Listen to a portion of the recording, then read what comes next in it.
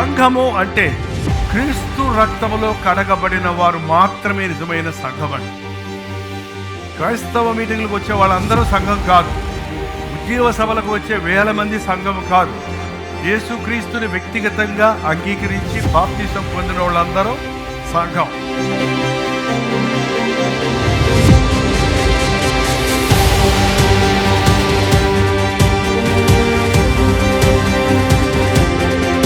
బాప్తిసం పొందిన ప్రతి ఒక్కరు గుర్తుపెట్టుకోవాలి, నువ్వు విలువ పెట్టి కొనబడ్డా వాడివి, నీవు దేవునితో ఒక నిబంధన చేసుకున్నావు. కాబట్టి నీ దేహము దేవుని నిమిత్తము, నువ్వు దేవుని నిమిత్తము నీ దేహముతో దేవునిని మహిమపరచాలి.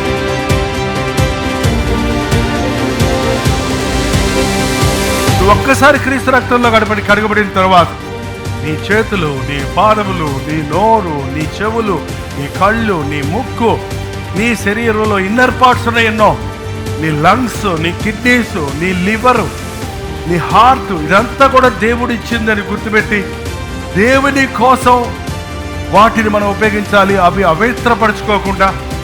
వాటిని అపవిత్రపరచుకోకుండా పాపం మనకు చోటు ఇవ్వకుండా మనకు దేవుడిచ్చిన దేవాలయంగా ఉన్న దేవుని శరీరాన్ని ఆయన మహిమార్థమై వాడాలి.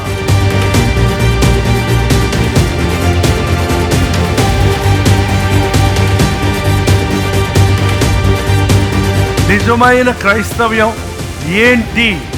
అసలు ఈ సంఘం నువ్వు పెట్టావు మీటింగ్ అంటున్నావు, ఇవాళ నీ పేరు పెట్టుకుంటున్నావు సంఘానికి, నేనే కట్టాను సంఘాన్ని అంటున్నావు, నేనే సంపాదించాను ఈ ఆత్మలను అంటున్నావు.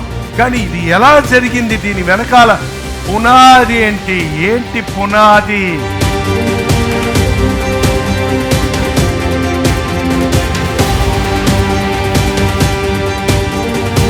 యేసుక్రీస్తునే బండ మీద పౌలు ప్రారంభించాడు, అతని అపోస్తలులు దాని మీద కడుతూ వచ్చారు.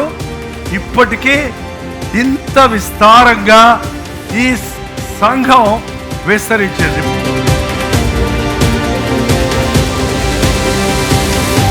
చాలా మంది జీవితాల్లో ఒక కుటుంబంలో ఐక్యత లేదు. వాళ్ళ కుటుంబాలు కూలిపోతున్నాయి, అందుకే సంఘాలు చెదిరిపోతున్నాయి. అందుకే సంఘం అంటే ఒక కుటుంబం.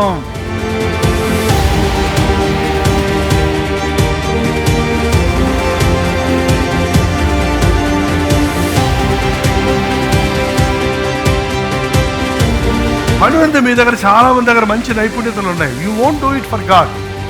If at all you want to do it, you will do it for money, you will do it for in your job. When it comes to the God's work, you don't want to do. Use your merit, use your brain, use your talent, no salary. You will only get salary when you go out and do something for the world. But when you do it for the Lord, you will get blessings.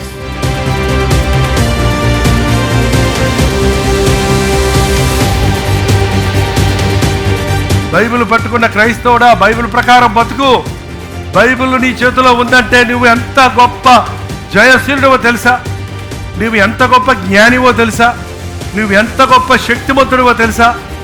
ఒక విలువ లేని జైపాల్కి వాళ్ళ విలువ వచ్చిందంటే అది కేవలం ఈ గ్రంథాన్ని బట్టే.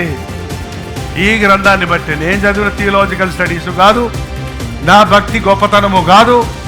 యేసు నామంలో ఉన్న శక్తిని బట్టి, ఆ యేసు నామాన్ని తెలియపరిచే పరిశుద్ధ లేఖనాలలోని సత్యాలను బట్టి, పరిశుద్ధాత్ముడిచ్చే విషయాలను బట్టి.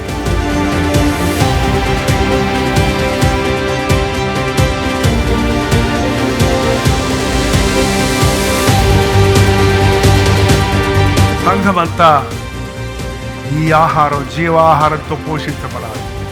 ఇక్కడ నీతులు కాదు చెప్పేది, ఇక్కడ కథలు కాదు చెప్పేది. దేవుని వాక్య సారాన్ని మనం వింటున్నాం. ఆ వాక్యానుసారంగా మనం జీవించాలని దేవుడు కోరుతున్నాడు. ఆ వాక్యానుసారంగా మనం జీవించినప్పుడు అందరి మనసులు ఒకటిగానే ఉంటాయి, అందరి ప్రేమ ఒకలాగా ఉంటుంది, అందరి గురి ఒకటే, అందరి గమ్యం ఒకటే. అది సంఘం.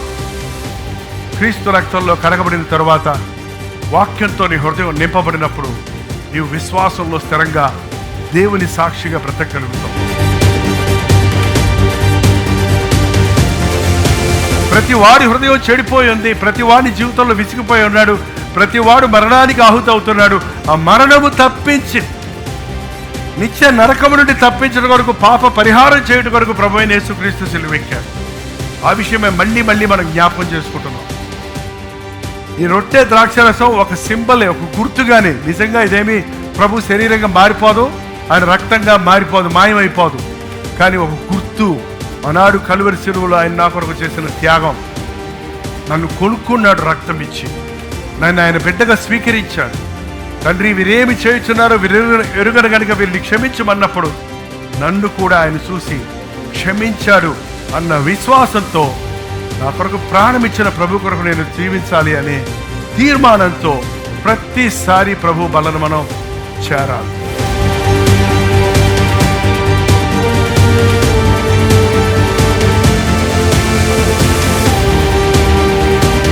బలలో చేరిన మనం దేవుని కుటుంబంలో సభ్యులుగా ఉన్నామని, దేవుని చేతుల్లో పనిముట్లుగా ఉన్నామని, దేవుని యొక్క కట్టడముగా ఉన్నామని, దేవుని యొక్క శరీరం క్రీస్తు యొక్క శరీరంగా ఉన్నామని మనం గుర్తించి నా ఇష్టం అనే మాటకు చోటు ఇవ్వకుండా దేవుని చిత్తం నా పట్ల నెరవేరాలని ఆశించాలి. అంతేకాక మనం విలువ పెట్టి కొనబడిన వారి కనుక చర్చిలో ఉన్న, ఇంటిలో ఉన్న, ఆఫీసులో ఉన్న, కాలేజీలో ఉన్న, ఈ ఊరిలో ఉన్న, ఆ ఊరిలో ఉన్న దేవుని సొత్తు అన్న సంగతి గుర్తుపెట్టుకోవాలి.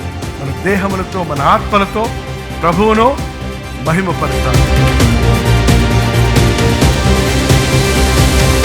యేసుదాన్ని అప్పగించబడిన రాత్రి రొట్టె తీసుకొని దాన్ని విరిచి, ఇది మీ కొరకై విరగొట్టబడిన నా శరీరము, మీరు దీనిలో తిన్నప్పుడల్లా నన్ను జ్ఞాపకము చేసుకోండి వారితో చెప్పాను.